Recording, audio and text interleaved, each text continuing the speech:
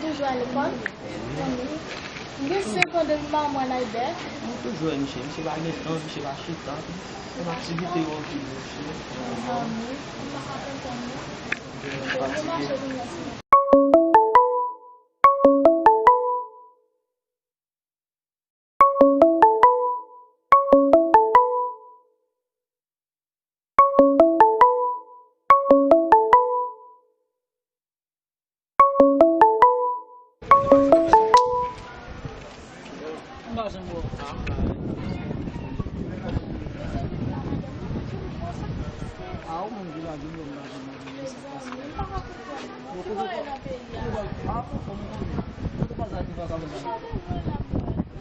monsieur, ça passe.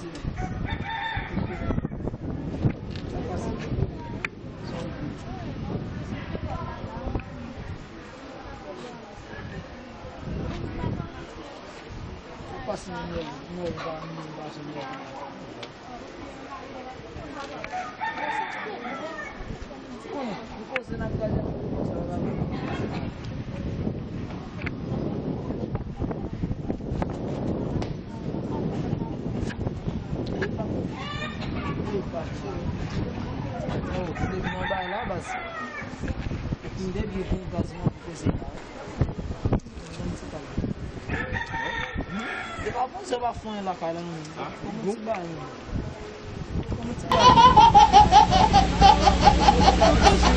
Eleven